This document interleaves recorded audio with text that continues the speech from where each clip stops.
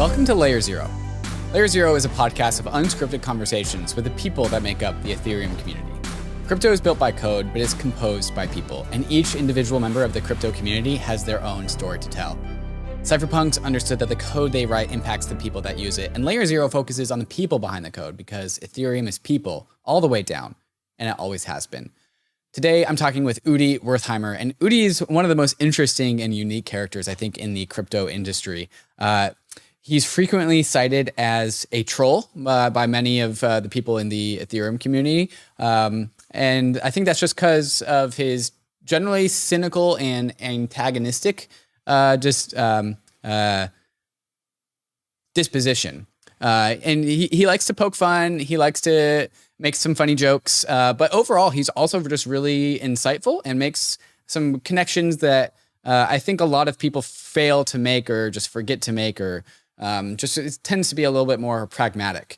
And so I've always wanted to get Udi on in a much more unfiltered sense. So I think this is a perfect podcast for this because Udi has a persona about him that it's hard to tell if it's a facade, if he's like playing a role, or if that's actually Udi. So I'll let you determine for yourself what you think about that. Before we get into that conversation with Udi, we must hear about some of these fantastic sponsors that make the show possible. ARBITRUM is an Ethereum scaling solution that's going to completely change how we use DeFi and NFTs. Over 250 projects have already deployed on ARBITRUM, and ARBITRUM's DeFi and NFT ecosystems are growing rapidly. ARBITRUM increases Ethereum speed by orders of magnitude for a fraction of the cost of the average gas fee. When interacting with ARBITRUM, you can get the performance of a centralized exchange while tapping into Ethereum's level of decentralization and security. If you're a developer who wants low gas fees and instant transactions for your users, visit developer.offchainlabs.com to get started building your application on ARBITRUM. If you're a user, keep an eye out for your favorite DeFi apps or NFT projects building on ARBITRUM. Many of your favorite apps are already live, with many more coming over soon. You can find these apps at portal.arbitrum.one, and you can bridge your assets over to ARBITRUM using bridge.arbitrum.io in order to experience DeFi and NFTs the way it was always meant to be: fast, cheap, and friction-free. When you shop for plane tickets, you probably use Kayak, Expedia, or Google to compare ticket prices. So why would you limit yourself to just one exchange when you trade crypto? When you make your trades, you want to make sure you're getting the best possible price on your trade, and that's why you should be using MATCHA. MATCHA has smart order routing that splits your trade across all the various liquidity sources in Ethereum, and is also operational on Polygon, Avalanche, Binance Smart Chain, and other chains. Trading on MATCHA is super easy because it pools the liquidity for me in a single, easy-to-use platform and allows me to make limit on-chain orders, so you can set and forget your DeFi trades and they will go through automatically while you're away. So when you're making a trade, head over to matcha.xyz/Bankless and connect your wallet to start getting the best prices and most liquidity when you trade your crypto assets. Bankless is proud to be sponsored by UNISWAP. UNISWAP is a new paradigm in asset exchange infrastructure. Instead of a cumbersome order book system where trades are matched with other humans, UNISWAP is an autonomous piece of software on Ethereum that lets you trade any token at the current market price. No human counterparties or centralized intermediaries, just autonomous code on Ethereum. Input the token you want to sell and receive the token you want to buy. The UNISWAP Grants program is accepting applications for grants. Do you have something of value that you think you want to contribute to the Uniswap ecosystem?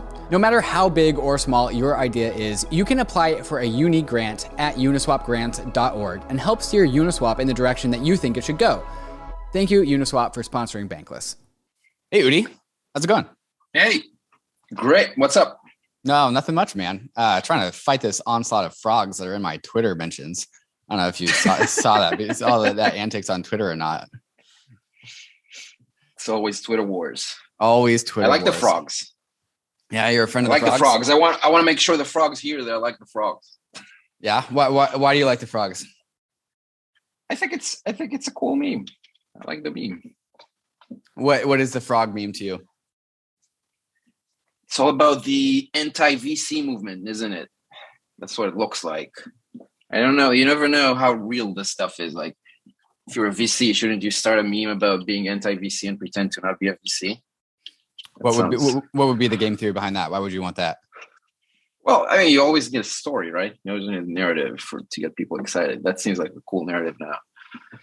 Are you talking Like about how literally like every coin starting out, like the big thing that everyone has to say about it is that no, the VCs, they got allocations, they're trying to dump it on you. You know, there's the whole Jack Dorsey thing going on. There's a lot of memes around VCs right now. yeah. Are you saying that like it's a tactic that people are leaning into? I mean, isn't everything? Yeah, for sure. It is. I'm a very cynical person, David. Yeah, I don't know you if are you quite ever- cynical. Yeah. Yeah, Udi, how did you get into crypto? man. When was the first time I'm not even Bitcoin sure. sold? You've been in it for so long, you forgot. It's probably been around roughly 2014, and I back then used to think that, you know, like stuff like BitTorrent and decentralized file sharing is cool, like technologically. Like I'm a software engineer by trade, so I was excited by the technology behind it. Then someone told me about Bitcoin, and I was like, hey, that's similar. So that's cool. And also I had some brief experience with online poker. I wasn't really very good, but I played like recreationally, you could say. I somehow managed to not lose money. And I believe there was this big event that they called the Black Friday of online poker, which I think was in 2011, but I'm not sure anymore. And what happened was that, you know, the FBI kind of froze the funds of a bunch of big poker sites. And that's where a lot of poker players realized that their money isn't, you know, their digital money isn't really theirs, because you used to log in, you see a number, you say, okay, that's my money. And then one day it's gone. So I kind of had this concept that I think a lot of people didn't have back then of, well, most digital money isn't really yours. So that was easy for me to grasp how Bitcoin is different in that way, which I think a lot of people, you know, looked at me very confused when I would try to explain that. So that's probably why I was excited about it. It took me a while, though, to, you know, get over my fears and to really dive in and look at it as an investment. That took a while, for sure. You know, I went through, you know, this one hype cycle where, you know, I bought some Bitcoin, I saw it, I don't know, whatever it was, like triple in value fairly quickly.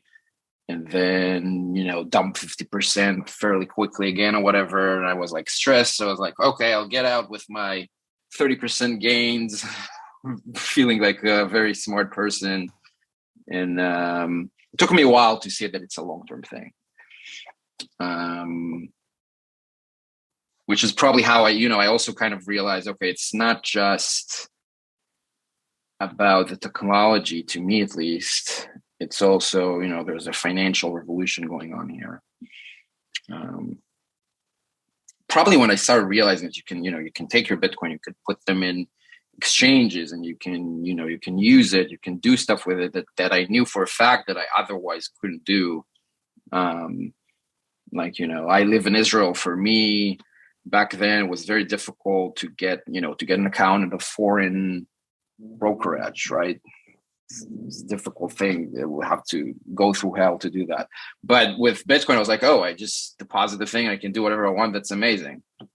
And that's probably when things started to click. It was all Ponzis, by the way, but still. What was still all amazing? Ponzis? It was possible. I mean, the things you could trade was mostly old Ponzis. Definitely back then, you know, like it was really ridiculous. Like the altcoins of 2014 and 15 were absolutely insane. They were mostly jokes. Like, I think most people saw them as a joke. Did you take any of them seriously? No. No. And you didn't consider Bitcoin to be a Ponzi. You thought it was Bitcoin is the one thing, and then it's just inside of it's a sea of Ponzis. Yeah, I did. It was. I mean, it took me a while to see Bitcoin that way too. But yeah, and I think it was easy to think that back then, right? Because the Bitcoin, the others were literally clones. Like they took Bitcoin, they changed a couple of lines, they changed the logo and the name, and that's it. Literally, that's all it was. So it was very easy to see them as jokes. And have you ever heard of what did they call it? Aurora coin? Oh, vaguely. Yeah, it's been a while since I've heard that name. Yeah, so it was hilarious because that was I think the story was that it was the coin of Iceland or something like that. And like obviously the government had nothing to do with it. They were just saying, oh, we're gonna, I think they claimed that the government has some sort of an open database of citizens, and they claimed that they would just airdrop a number of tokens to every citizen, and but before they did the airdrop, there was like a long period of, I don't know, a month or two where it was just, they just sold it to the market, and then they pumped the price very nicely. It was actually one of the biggest.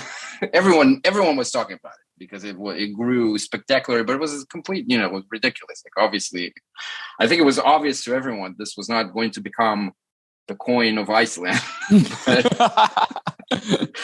But people bought into the narrative, and then of course you had dozens of other country coins. Like people popped up with a Greek coin and a France coin, and they had a coin for every country. And obviously, 2 to 3 months later, that stupid narrative died and it disappeared. So that was just one example. But that was, just like everyone is talking about layer ones and metaverse now, back then was those 3 months, everyone was only talking about country coins. So I was about to ask, yeah, these antics, this behavior seems very, very a lot of parallels to some of the antics I think we see today in 2021. Would you agree with that? Yeah, I for sure. And it's true for traditional markets too. I think it's just more pronounced here in crypto, a lot more pronounced. But yeah, it is similar. However, I think the quality of the jokes improved. They're not. It used to be so stupid. Mm-hmm. Really, it was absurd, and I think it has a lot to do with how a lot of the earlier Bitcoiners still see altcoins as a complete joke because that's what they were. They really were. And I would say they've improved somewhat. It's not like it's amazing now. They've improved somewhat. Improved in what sense? What did they improve upon? I think so. First of all, things they're actual things that work, right? That's a big difference. Mm-hmm. Okay, so they're going from Ponzis to actually like legitimate projects with legitimate things behind them. A lot of them are still Ponzis. So a cool thing to do now apparently is to do a game, a play to earn game or whatever, and attach some attach a token to it. And a lot of these tokens, I'm not going to name names, a lot of these tokens are really built as a Ponzi with 3D or 2D graphics, basically. Mm-hmm. And so a lot of them are still Ponzis, but at least there's something going on. And also, I don't mind if people want to participate in Ponzi's, be my guest there, but I would hope that do you subscribe to the notion that every financial asset is a Ponzi at the end of the day? You could say that maybe, and that's fine. But there's, there are definitely a lot of dynamics around, most token projects that you look at today. It's like their main focus is how to incentivize people to stake things for the long term or the short term or whatever. And like the entire focus of what you're doing is the Ponzinomics of it. It's to make number go up, right? Yeah. I mean, but you could say that about like a company on like the NASDAQ or NYSE, right? Like the purpose of Apple is to make number go up, right? It's the same thing. But I think the difference you're highlighting is like, well, in order for Apple to make number go up, they make really good iPhones and they make better and better iPhones. Whereas these games are more, they're trying to make a fun game, but like, it's really about like where the intentions and how quickly they're trying to go after the token price rather than actual like a legitimate product. Yeah. And I think probably at the end of the day, some people will say that it's because of regulations. Like Apple would have done the same things if it wasn't regulated that way. I think that's not true. I think that the reason that it's happening is because that's what it's doing right now. That's probably not going to continue forever. The demand for Ponzis is at some point, I don't know when, but at some point it's probably going to die down a little bit. And then, people will be forced to do something else to make the number go up.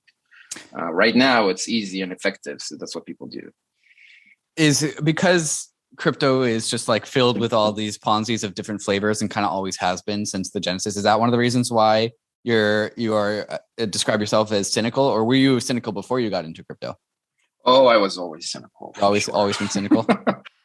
Yeah, it's a genetic thing, probably. Yeah. Has your sense of humor changed by being in crypto, or again, has your sense of humor always been what it is? Probably has been always similar, but the topic changed. Yeah. It's the same idea. Have you ever developed like a core thesis about crypto? Like, have you ever? I have developed a billion core theses, and I keep changing them all the time.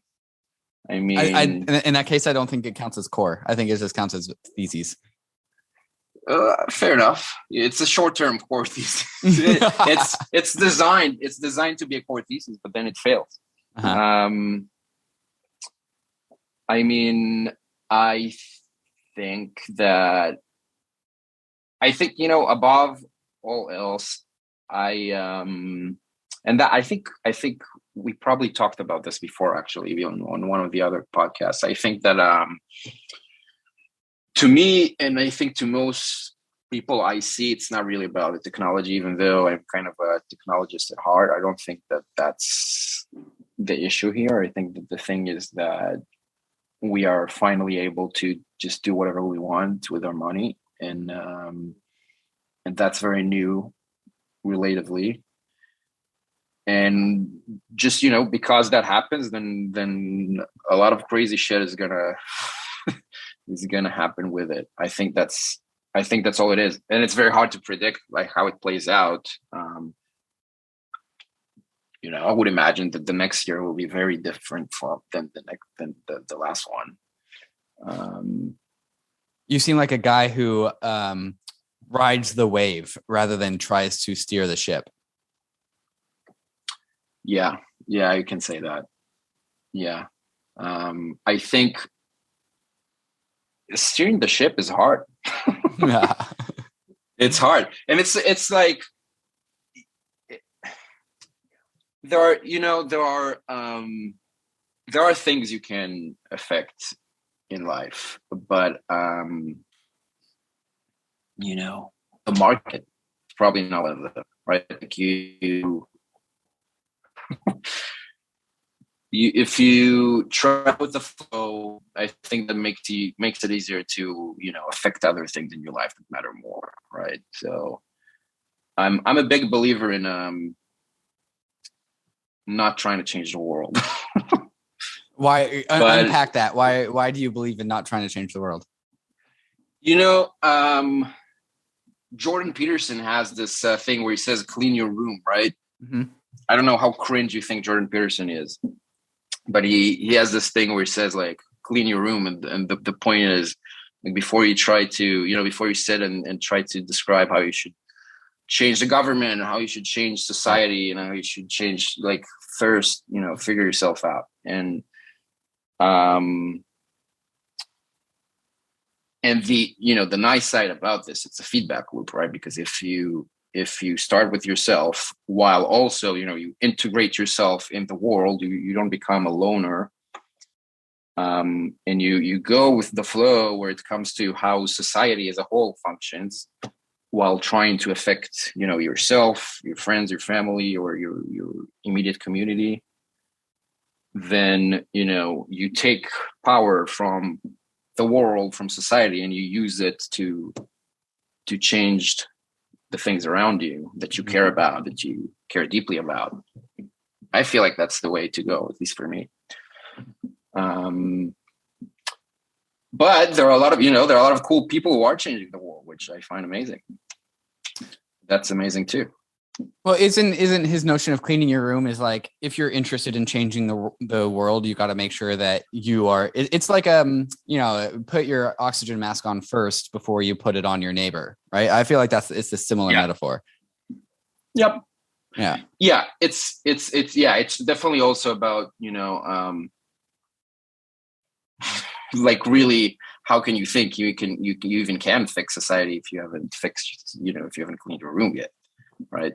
And how can you even imagine that you can fix the government if you're, you know, if your family is dysfunctional? Is your room clean right now, Udi? Yes, Yeah, yes, it you have is. a clean room. I blurred it out. But it is clean. It is actually pristine. Doesn't that mean that, according to Jordan Peterson, you're ready to move and start to clean up the world because your room's clean? Step 1 is done. I might. Step 2 is to help change the world. I might. I really, you know, I don't have aspirations to change the world, right? I don't, like, what would I change? I think the world is fine. I know that we love to say in crypto that everything is going up in flames and we're going to save everyone. I don't know. I don't think the world, I'm old, David. I don't think the world is going up in flames. I think it's fine as it is. And you know, we have unique challenges in the last couple of years, but I'm optimistic. So I don't want to change the world, but you're right. There's definitely room to venture outside of the room. You said you're an optimist rather than a pessimist. Yeah. Yeah. You're a cynical optimist. How do you? Is that an oxymoron, or how do you square those two things? Yeah. So, to me, at least in my mind, I use cynicism to just understand the world, right? And I at least tell myself that it helps remove layers of fake narratives, and that it just helps, at least helps me personally analyze things. And I just happen to find that once you do that, things usually aren't that bad. Now, that said, you know, a lot of things did get worse in the last couple of years. I kind of established a lifestyle of a digital nomad, kind of, because I wasn't happy with how things were going back home. And so you could hold that a pessimistic view. But I think, you know, to me,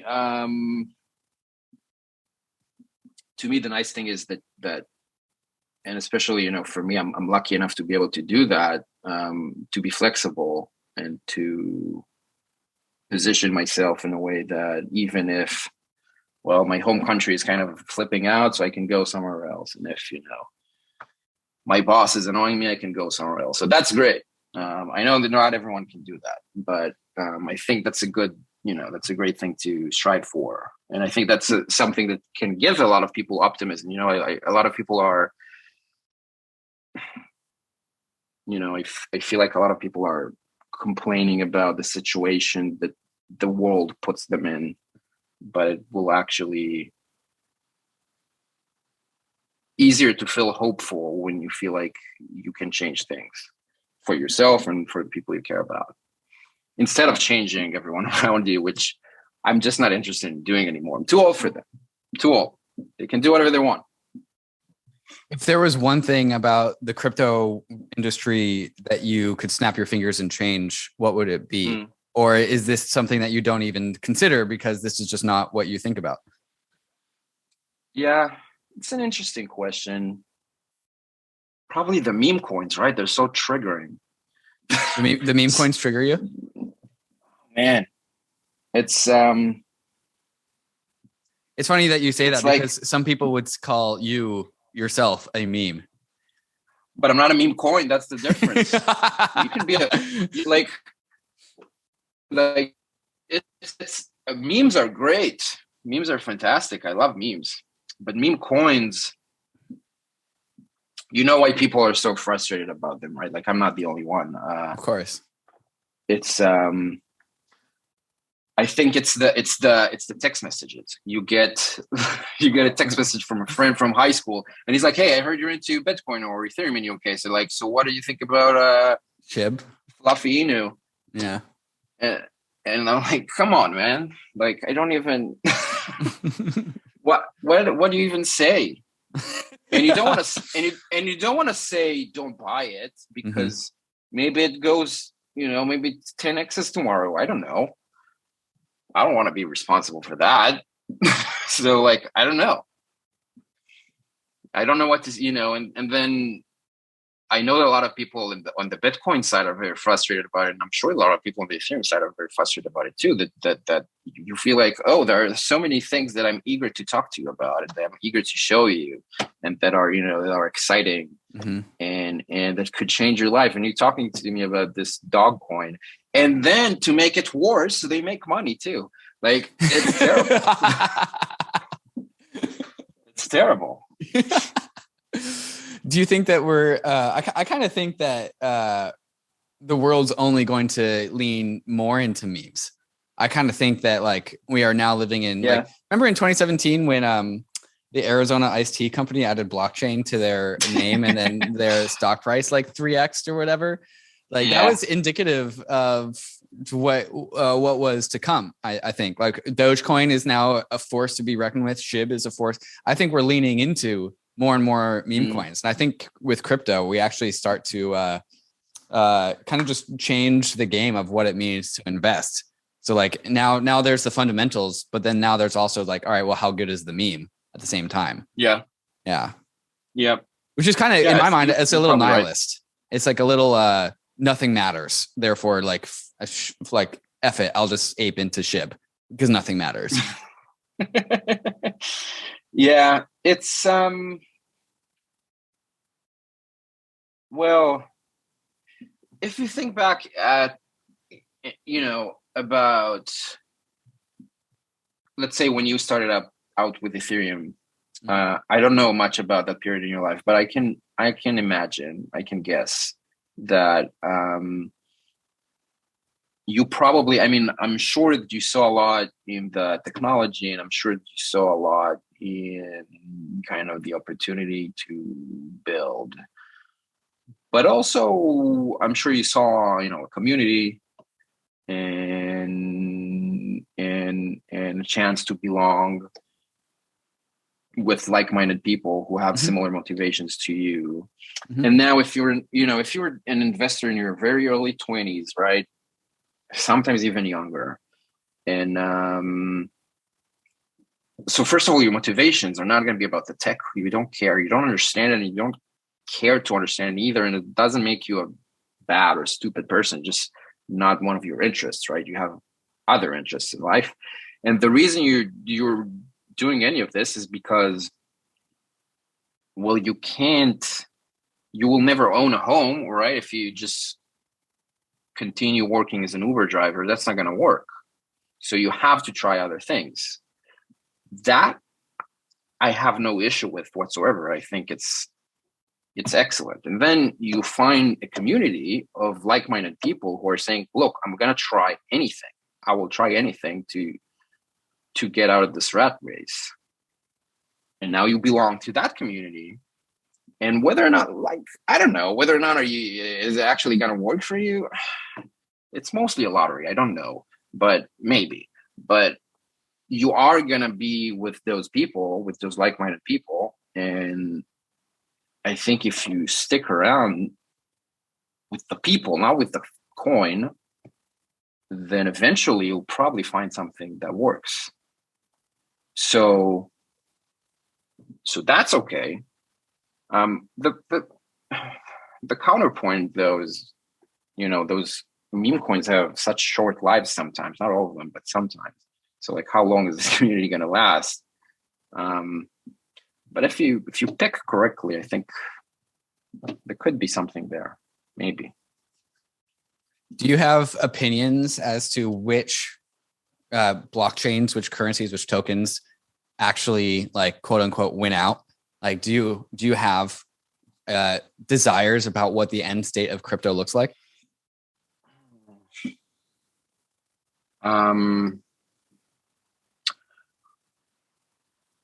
I doubt that the winners are going to be the names we're familiar with now. Maybe some of them. Does that include Bitcoin? But I don't know if Bitcoin even competes. Like, I think that, like, who's competing with Bitcoin right now? You'll probably say Ethereum, but I think it's very different, right? And I just don't think, I think when I think of who's competing in crypto, I'm like, Binance and FTX and Solana and whatever. I don't need to say all the names. And then there's going to be probably new ones. And I don't know, like, does just JP Morgan get into that? Can they play that game at all? I don't know. Like, who knows? But it still seems early enough to say who's going to win. And Bitcoin is just, I don't know, man. It's just money. It's just like, money is a big word. It's just like, it's literally digital gold, I think. And that's, you don't talk about, digital gold, like physical gold, competing with Apple stock. So I don't know. It's different. Do you think that there are winners though?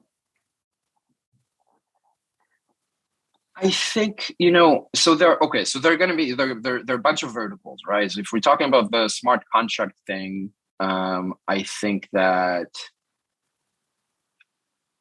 I would imagine as we go on, and assuming that this becomes mainstream, it still did not, right? Like, I guess NFTs is one thing that kind of went mainstream, and the rest of it didn't really. So let's take the NFT example. I would imagine that in 2-3 years from now, assuming the NFTs are still around, then probably people will not know which chain their NFT is on and which chain the marketplace is on. And they're just going to have an app on their phone. They're going to use it, and they're not going to be exposed to bullshit like transactions and gas and whatever. It's just going to work. And then, does it even matter who powers it? I'm not sure. Like, eventually in the end state, does it matter? I don't know. Like, what do you gain from being the infrastructure of that? I'm not sure that anything, because again, like, you could say, okay, some networks will try to, attach the tokenomics of their preferred token to the usage of the network. But if you do that, then long term, they just won't use your token, because why would they pay you? They could use AWS, especially for NFTs, right? It's just, you don't need anything. So they'll go. What I'm trying to say is, I think eventually, as time goes by, that will move, and that can take years, but that will move to probably just the cheapest option. I don't know what that is, but that's probably where, and people wouldn't even know what they're using. So I don't even know what it means to win that in the long term. In the short term, sure,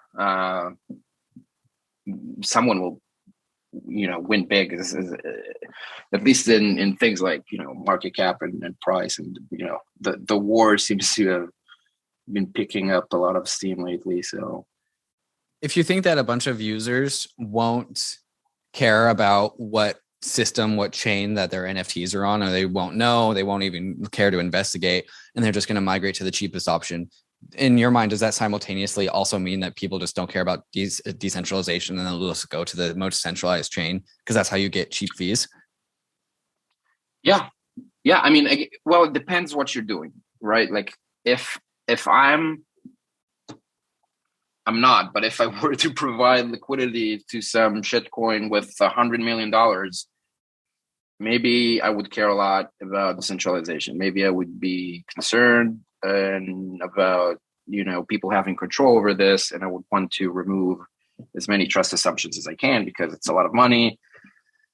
But if I'm buying penguins, why would I care? Like, I don't think you care. I don't think most people care. That's fine. I don't think it's a bad thing.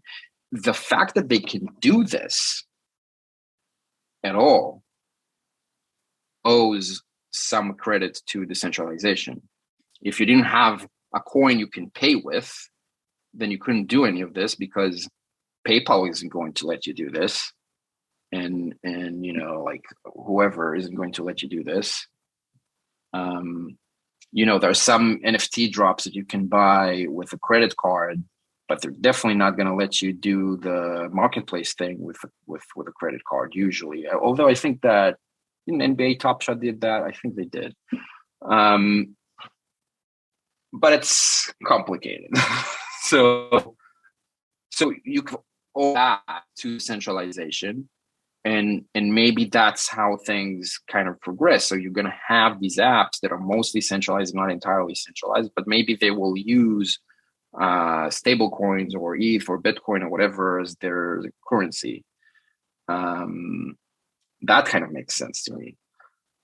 But I don't think that people will care too much about decentralization. Now that depends on the people, right? Like if you're an early Ethereum community member and you bought or got punks early, or you got one of the other ones early, and you're like, this is part of your identity and you believe in that might never change, and maybe you're going to continue focusing on owning that with your own keys and whatnot. That's fine. Maybe that community is going to keep doing that, but that's what I'm saying is that's going to become a niche.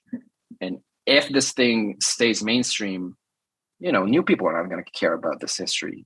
Like they'll be like, okay, if I can afford this, we'll talk about it then. But until then, they're not gonna care about this at all. I can't imagine they would.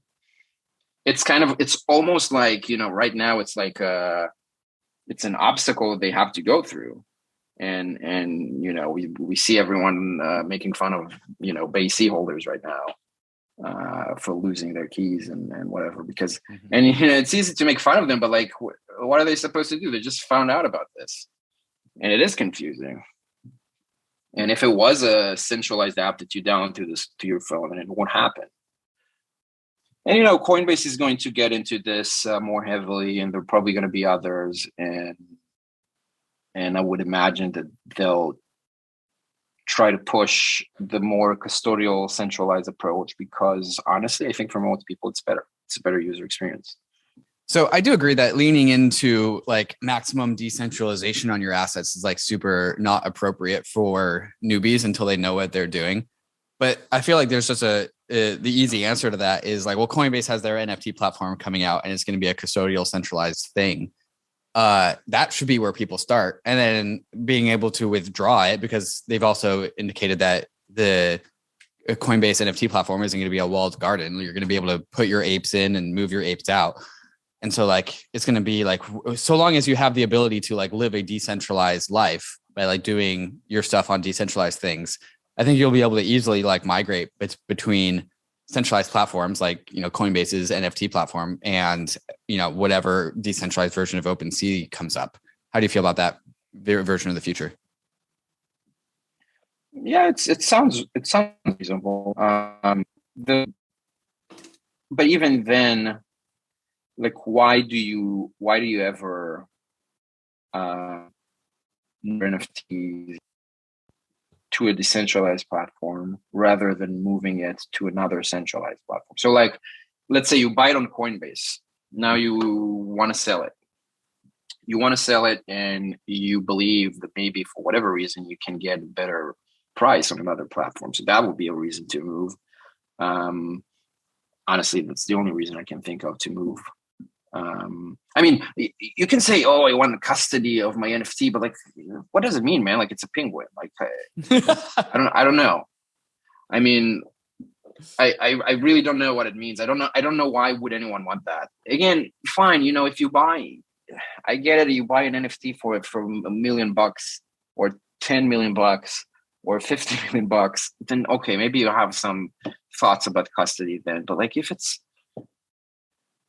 what are we concerned about? That Coinbase is going to steal your NFTs? That they're going to get hacked and people are going to steal the NFTs? Like, that strikes me as ridiculous. Like, I you know, if that happens, then Coinbase will reissue the NFT. Like, you know, it feels absurd to talk about that. Well, I think rather than like the technical properties of decentralization, like if you want to do like money Lego type stuff with your NFTs, if you want your NFTs to be composable, you kind of have to have self-custody over it.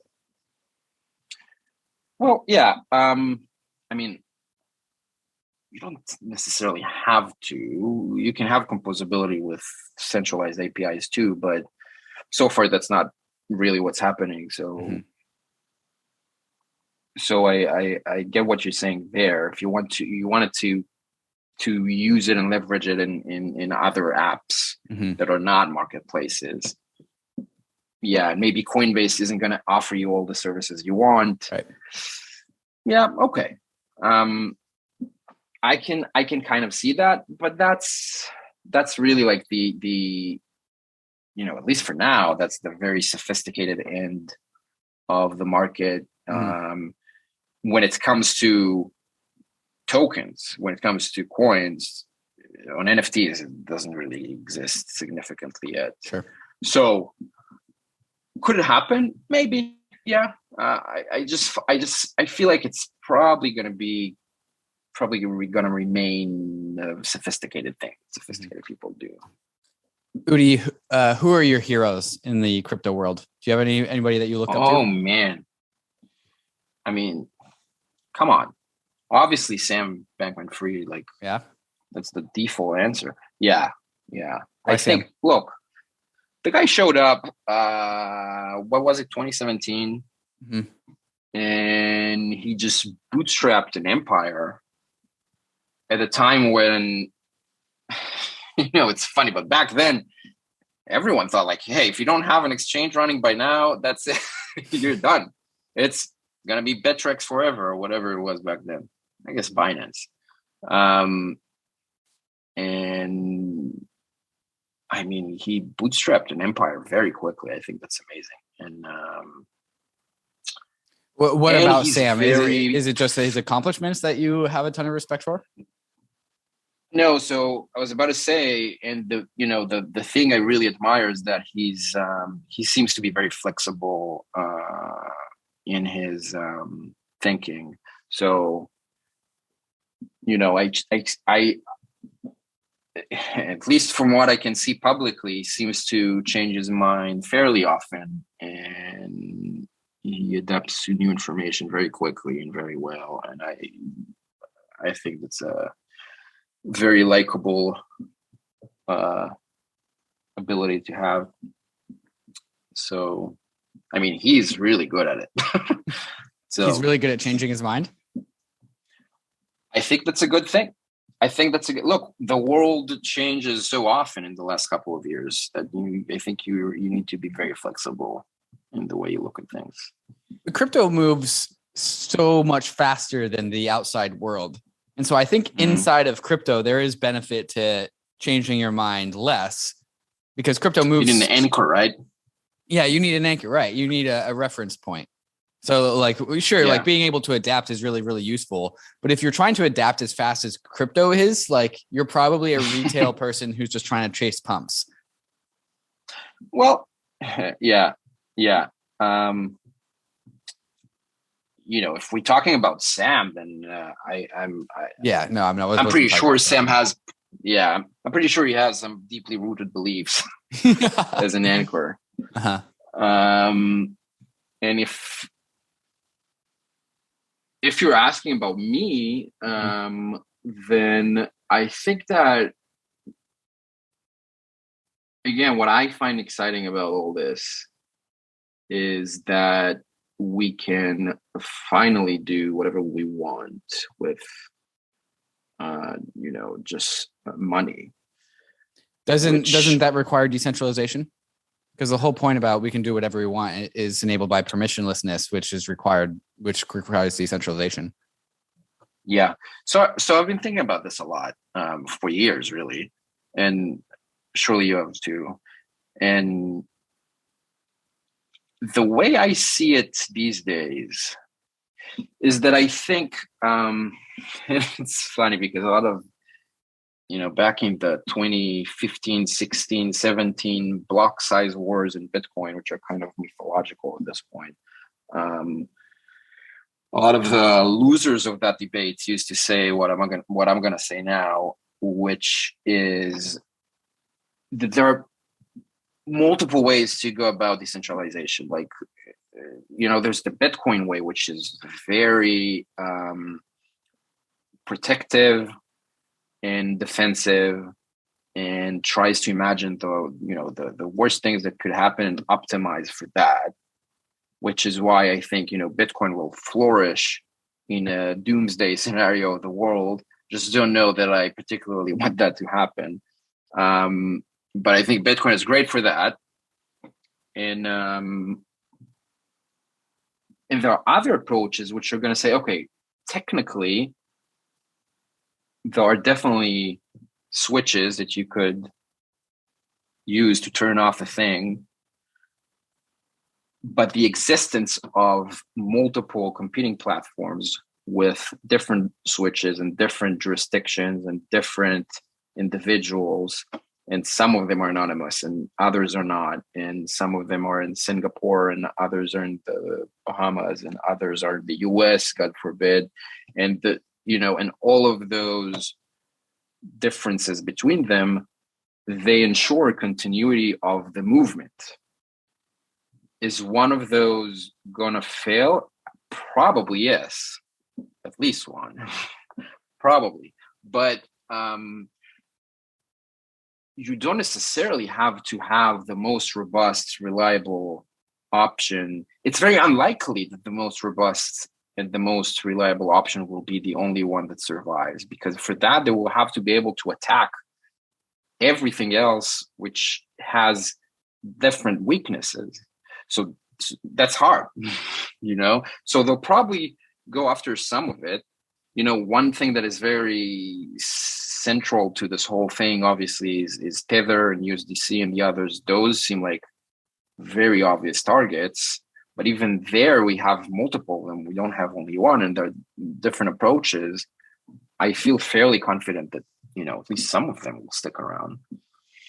So, and I think that's a better way, because I don't know if, I don't know what the best approach is. Like, you could say some stable coins are more decentralized than others, but are they better? I'm not sure, because they have their own issues and their own problems.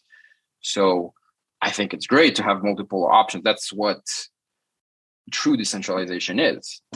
We don't know which one is going to get attacked harder and more effectively. So we have a lot of them. I think that's the way to go. And Ethereum is much less likely to fall than, let's say, Solana. It's much more likely that Ethereum will stick around for the long term than that Solana would. But it's still not guaranteed in my mind. So I'm happy there are other approaches. That's how I look at it. Mm-hmm. Who else other than Sam in the crypto industry do you consider a hero?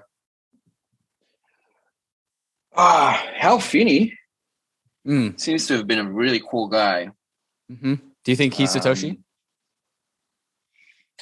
Well, who knows? I wouldn't really know. I think it seems like it's possible, but I don't have anything smart to say about it. Okay, maybe. What about outside the crypto industry in the real world? Do you have any heroes there? Well, I showed some affinity to Jordan Peterson already. Mm-hmm. Oh, Why Jordan Peterson? Man. Are you religious? No, I'm not. I'm not religious, but I'm lucky to have friends who are, and each in their, I'm not going to mention them, but each in their own way, I find to be some of the most, moral and upstanding members of whatever community they want to be a part of, and productive. So really just great human beings. And it might be a coincidence, but that's my impression. That's the kind of the luck I had, meaning people who do consider themselves religious. So even though, I grew up in an environment that, looks at religious people kind of funny, I actually appreciate religious people a lot. And while I'm not myself, I find that, there's a lot to learn from what, people of faith believe. Udi, do you consider yourself a lone wolf, or are you a part of a community somewhere?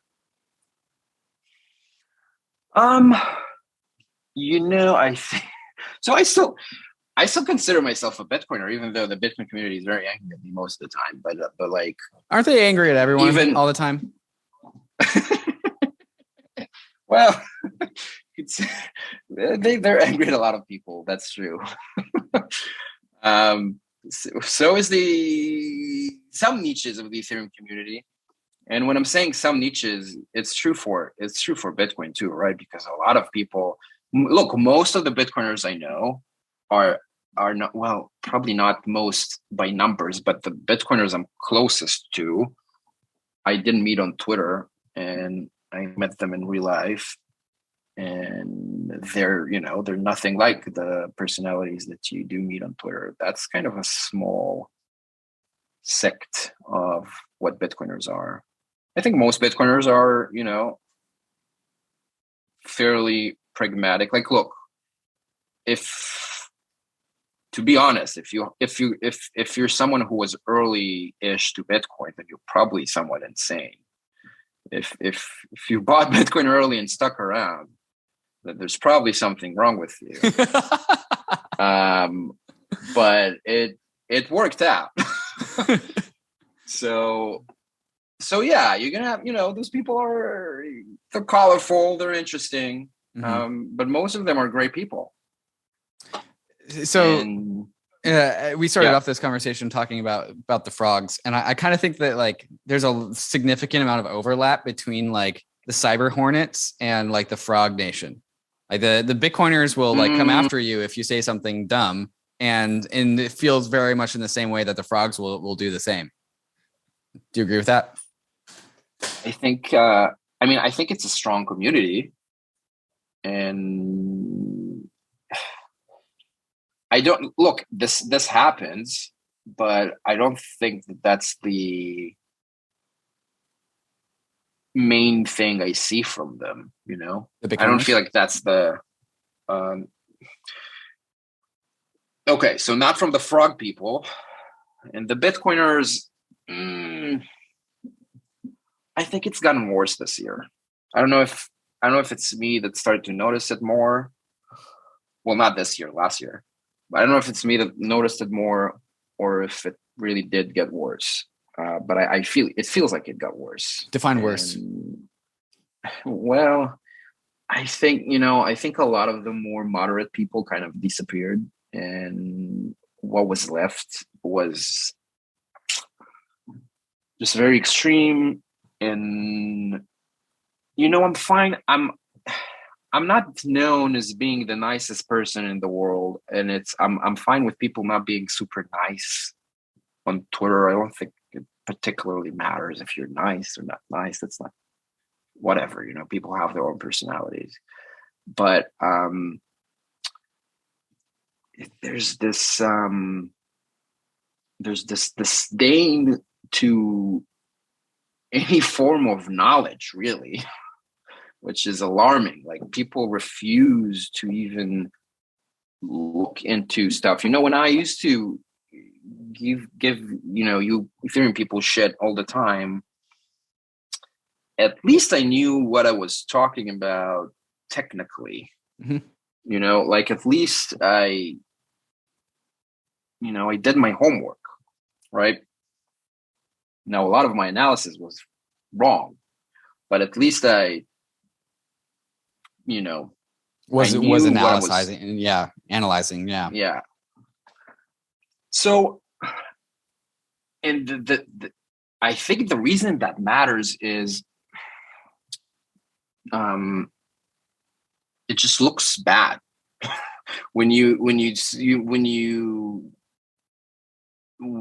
decide that you have to talk very confidently and very negatively about something that clearly you do not understand at all. Then it's just a bad look. And these days, I think that a lot of the people who are new, I think most of the people, if not all of the people who get to Bitcoin these days, almost without a doubt went through some other coin before they got to Bitcoin. And I think that's great. But if they will spot, you can't fool them because they're not idiots. They know, imagine you log into Twitter, you're only you have 2 months of experience in crypto. Then this Bitcoiner shows up who has whatever, he's holding Bitcoin for I don't know how many decades, and he's telling you, no, you don't get this and you don't get that, and that's not how it is, and that's not, and he's like, but dude, you do not know what you're talking about. I have 2 months of experience. I know more than you. That's not a good look. That's not very impressive.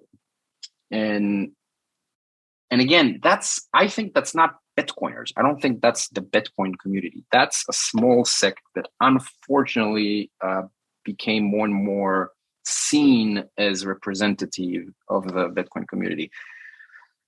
Of course we can wax poetically about how there's no official representative and there's no that, but that's what people see. They log in, there's a bunch of people with a Bitcoin logo on their profile picture, and that's what they see. So that's what people perceive as Bitcoiners, and that's a problem. I hope that changes. I think there's a chance this change, because I think it kind of jumped the shark last year. And what about optimistic about that too? Well, not Bitcoin. Bitcoin is great. Okay. Bitcoin doesn't need anything. Oh, the Bitcoin community. Really. The loud parts of the Bitcoin community. Yeah. Because again, a lot of what's the Bitcoin community? The early Ethereum community is a Bitcoin community too, right? A lot of people who are Bitcoiners are also, they're dabbling in shitcoins. They might not even call them shitcoins. Some of them do, some of them don't. Some of them see a lot of interest in NFTs. And I think that will continue. Some people were kind of afraid to talk about that. I see that changing too. So I am optimistic about this. I think there is a chance that it will get better. The Gemini exchange has been my exchange of choice ever since I got into crypto. I use Gemini to both buy the dips and also manage my regular automatic monthly purchases of my preferred crypto asset. On Gemini, you'll find over 50 different cryptos, including many of the top DeFi and Metaverse tokens like YFI and Axie Infinity. Using Gemini Earn, you can earn yield on your various cryptos, including 8% on the GUSD stablecoin. Gemini is available in all 50 states and more than 50 countries worldwide. So if you're looking to upgrade your crypto exchange, sign up at Gemini with gemini.com/gobankless and get $15 of Bitcoin after you trade $100 or more within the first 30 days.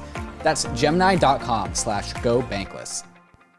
Slingshot is a decentralized trading platform that combines the performance and ease of a centralized exchange with the openness and transparency of DeFi. Slingshot aggregates liquidity from all of DeFi in order to find the best price on thousands of crypto assets. Every token on Slingshot comes with a price chart and trade logs to give you insights into the market's activity in real time. Slingshot is available on Polygon, ARBITRUM, and Optimism, saving you from the high gas fees and low transaction speeds of the Ethereum L1. There are no fees to trade on Slingshot, and any positive slippage is given to the users. Trading on Slingshot is a social experience. You can even set your chat avatar to your favorite NFT, or soon a Slingshot 2099 NFT avatar. Once you bridge your assets to Polygon, Arbitrum, or Optimism, go to app.slingshot.finance to trade and use the chat box to share your trades with others and find other tokens to ape into. The Brave browser is the user-first browser for the Web3 internet, with built-in privacy and ad blocking to keep you in charge of your digital footprint. Inside the Brave browser, you'll find the Brave Wallet, the first secure crypto wallet built natively inside of a Web3 crypto browser. Web3 is freedom from big tech and Wall Street, more control and better privacy. But there's a weak point in Web3, your crypto wallet. The Brave Wallet is different. Brave Wallet is built natively inside the Brave browser, no extension required, which gives the Brave Wallet an extra level of security versus other wallets. With the Brave Wallet, you can buy, store, send, and swap your crypto assets, and you can even manage your NFTs and connect to other wallets and DeFi apps, all from the security of the best privacy browser on the market. Whether you're new to crypto or a seasoned pro, it's time to switch to the Brave Wallet. Download Brave at brave.com/bankless and click the wallet icon to get started. How strong do you think the correlation is between the goodness of a community and the value of an asset on the secondary markets? Well, there is, in the sense that, I mean, you need people to hold the thing, and one of the reasons that they're going to continue to hold the thing is the quality of the memes. We talked about this before. So the community does affect things, and I think like Michael Saylor was probably at least partially kind of orange pilled by some of the more prominent Bitcoin community members. So it has an effect for sure. But again, the Bitcoin community is not what we see on Twitter. Mm-hmm.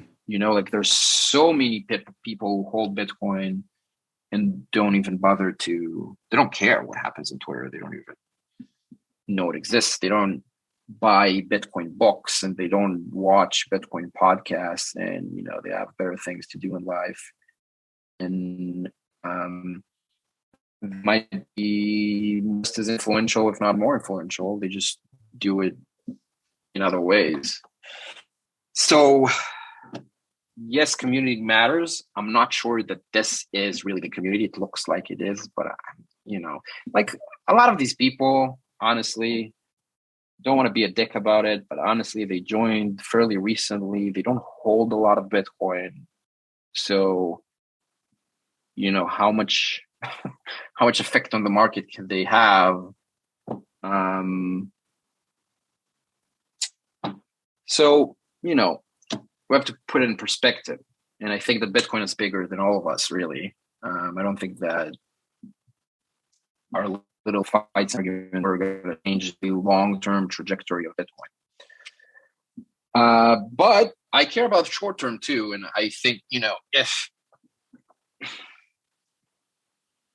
it's kind of, can you imagine, there's some people, this is something, for example, that I haven't seen in the Ethereum end ever. There are people in Bitcoin community who would say, we don't want, and they say that explicitly, we don't want people to join if they don't understand the greatness and importance of our ideals and our morals.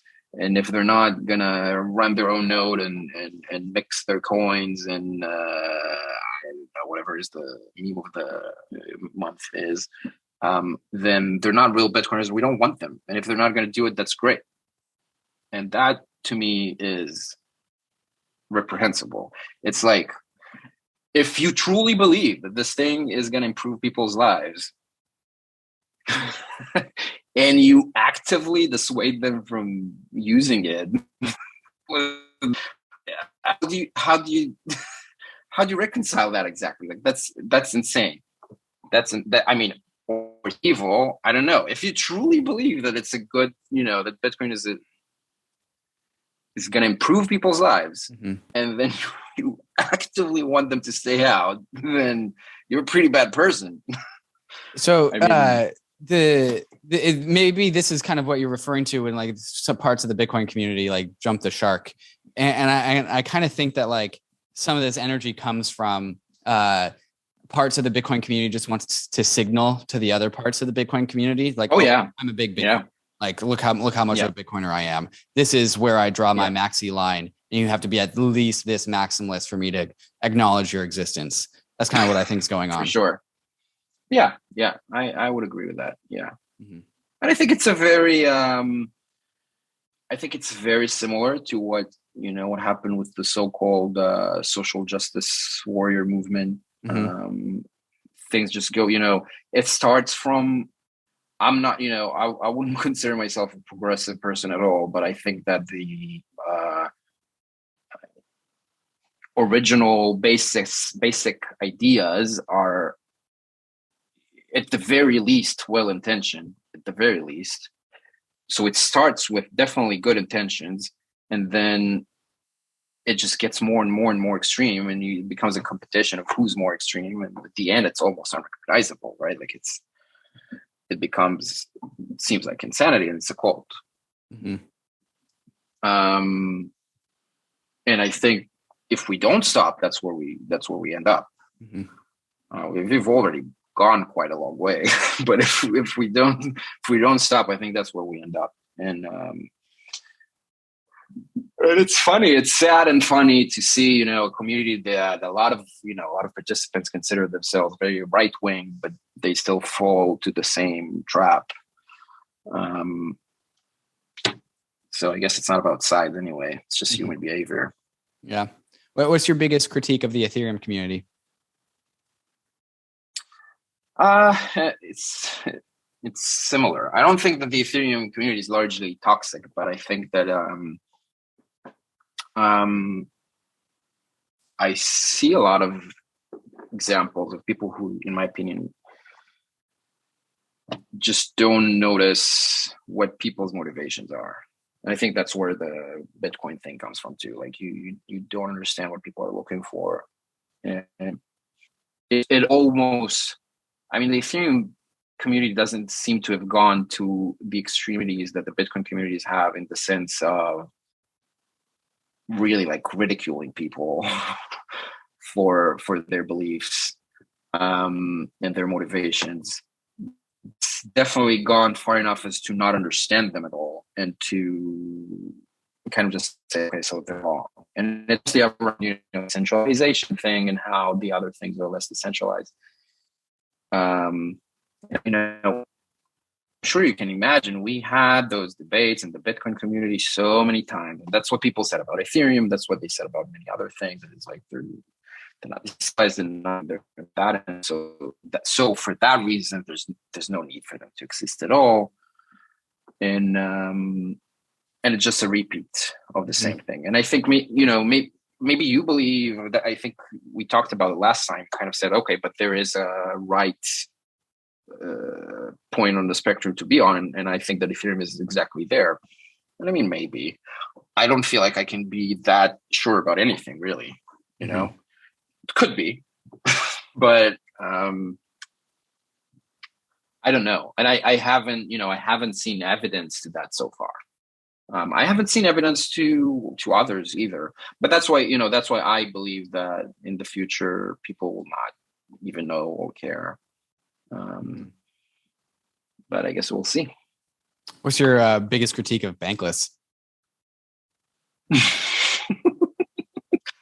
Well, it's the Ethereum focus, man. That's the only thing. I think you've done an amazing job this year, really. I told you that when we met in person too. I think you guys, you grew it very quickly, and you became, a household name in crypto. I think you've done an amazing job. And I think if there's one thing that could make it better, is if you focus on other things that are not just Ethereum. And I think you have sometimes, but you're obviously very Ethereum oriented. And I think for a lot of I think for a lot of new people, that's just not not going to be enough for them, Right. The moral sense around it, I disagree with. Like I find it difficult to find any superior morality within Ethereum that wouldn't exist on other chains, right? So, and it's, it will be, I can't tell you how to do your job, right? You know much better than I do. But at least intuitively, and also a little bit from experience, I feel like it's easier. Let's say Optimism or Arbitrum or Stockware or whatever are finally at a point where they're really ready to take on the world. And I feel like it's going to be easier at that point to sell those, to promote those after showing that, you care about the practical solution and not just the politically correct solution, right? So if you're saying, okay, right now, hey, you should use, but here's an interesting thing going on in Avalanche and in Polygon and in Binance and whatever. And then 6 months later, you're saying, hey, Optimism is doing all of this, but better. That's a lot more, approachable, and at least to me. But your audience better than I do. So, well, I would say a decent amount of the audience would be very, very they would agree with you with that critique. I think perhaps the reason why we haven't done that is that we do believe that this entire space stands on top of decentralization, and that there are other chains that are not engineered to reflect that truth. There are some chains that are engineered that just tilt towards centralization more and more and more.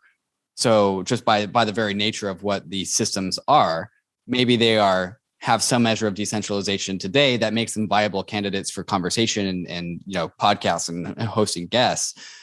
But our critique is that over the long term, just because of the way that the delegated proof of stake systems, the nodes that are just super high juiced up throughputs, that system eventually tilts towards decentralization. So we think that we are front running the tilt towards centralization by just not talking about it today. How does that critique? How does that justification land with you?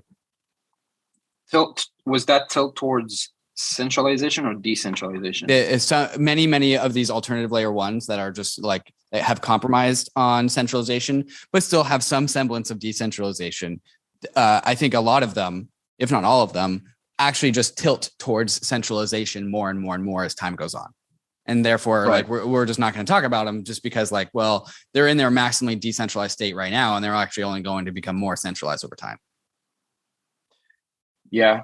I think that's a fairly reasonable prediction.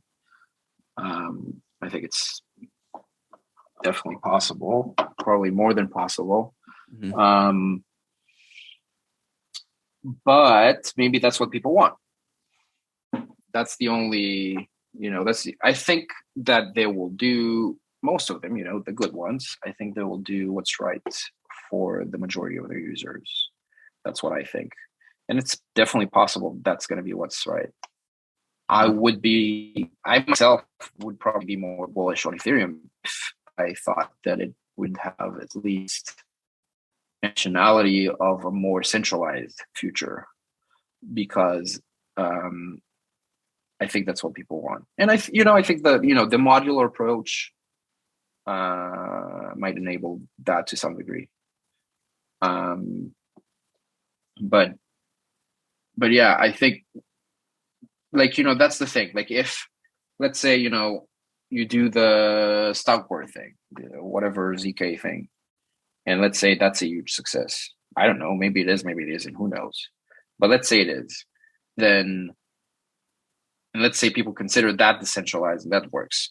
So, okay, what happens next? Well, obviously, you're going to have the other L1s do it too, right? And they're going to, someone's acquired eventually, or they're going to start their own L1. Like one of those things is going to happen, and it's not going to be an Ethereum exclusive. That's for sure. If it succeeds. So if it's a good solution, they'll do it. If they think that the centralized solution is better, they'll do that. I don't know. I honestly don't know what's the best. But I think they will do what's best for users. Do you have any aspirations or for the crypto industry in 2022? Like, is there anything that you want to see come out of the crypto industry this year?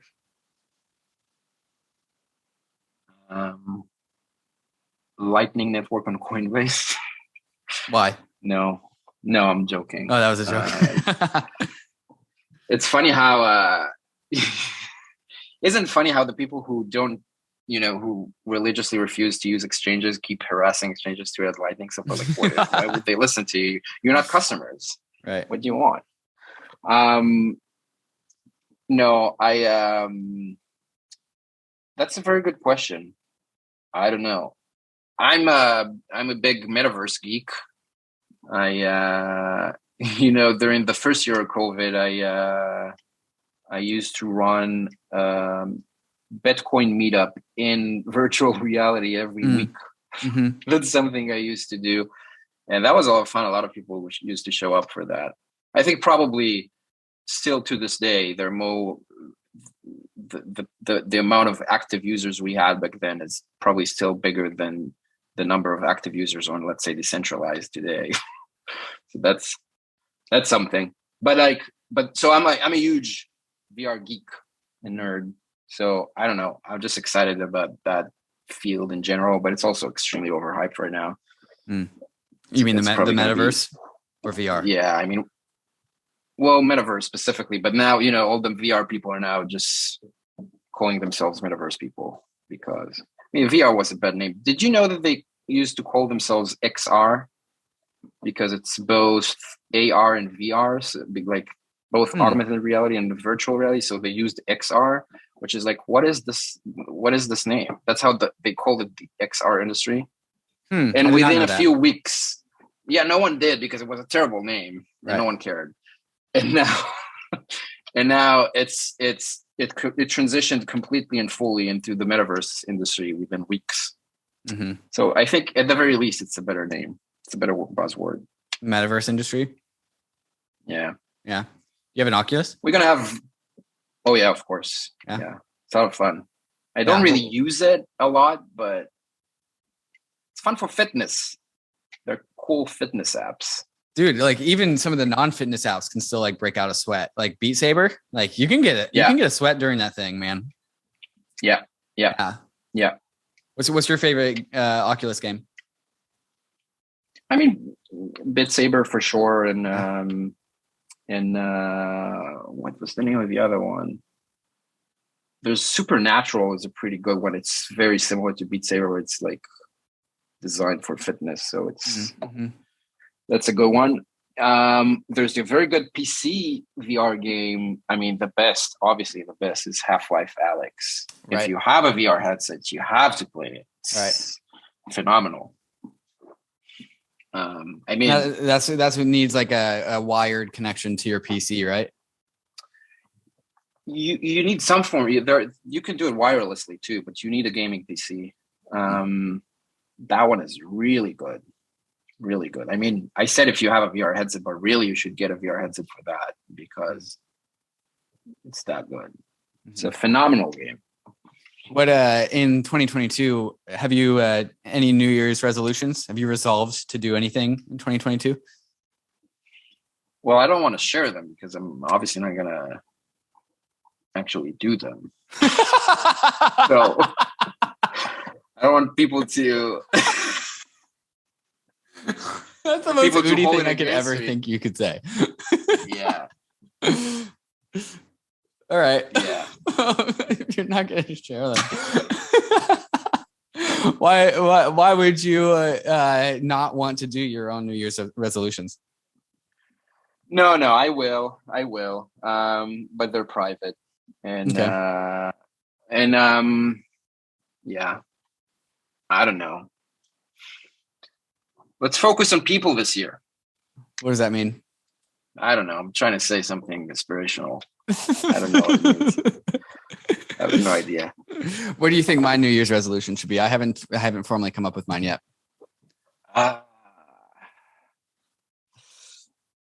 Man, I don't know.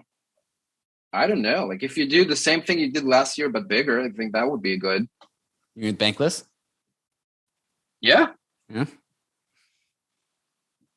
Yeah. I mean, look, I don't think no one reasonable should want you to stop. I think you guys are doing a great job. Yeah. And if you continue to focus on people, then I think you'll eventually become multi-chain too. We shall see. We shall see. Yeah. Udi, when you wake up in the morning, what do you care about? What ends up in your head first thing? Man, the Bitcoin price. Yeah. Right. Check the Bitcoin price first thing. Every day for I don't know 15 years or however long it has been. Every single day. No, not really. I don't know. First thing I think about when I wake up is breakfast, man. I don't. That's it. I don't have any. Who knows? What I like to do, seriously though, what I like to do in the morning is go out to the balcony and just look at this lively city. I love that. Yeah. Yeah. Your coffee? Are you a morning coffee guy? No, I actually don't do coffee at all. Almost. Really? Yeah. Yeah. What is your vice? Do you have a vice of choice?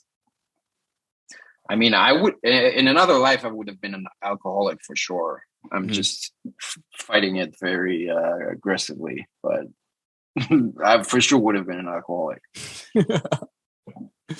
What's your favorite type of alcohol? My favorite is beer, and that I just don't drink at all and haven't had a beer in a very long time because it also doesn't fit into my diet. Because I'm doing the no carb thing, but you're doing keto stuff. So yeah, most of the time. Yeah. Well, it depends. Last time we met in Miami, I was obviously in one of my relapses, but I try. Yeah. Well, it's hard to do crypto conferences and also stick to regimens at the same time. Yeah. So yeah.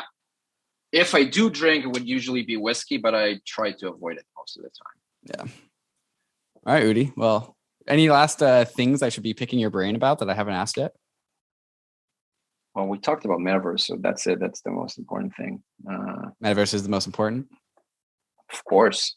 Is Bitcoin greater than 50% of your overall crypto portfolio? Oh, yeah, for sure. Yeah. Yeah, by a long shot? Yeah. Because I don't... it's a risk adjusted thing, right? I'm very sure about Bitcoin, and I don't need to, I don't need to outperform everyone. It's fine. I'm okay, and I'm very sure about it. I can sleep well holding Bitcoin. I do hold other stuff sometimes, but it's going to be a smaller percentage because there's a much greater risk. It's as simple as that. If Bitcoin dips 50% tomorrow, I'm gonna be fine. I'm not gonna lose a minute of sleep over it. But the other stuff, I'm gonna give myself so much shit. You need conviction, right? You need conviction to hold things for long term. So, what advice do you have for people that came into crypto in 2021?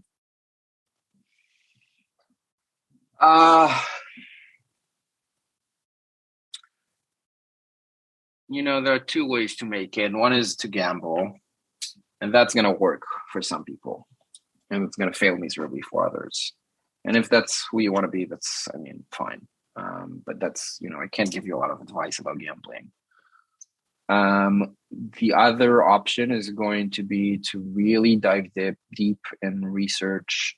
And I think that if you do that, you're going to need to, especially now, you're going to have to kind of find your niche. It used to be just crypto, and now you're going to have to find your niche inside crypto because it's virtually impossible to deep dive into everything.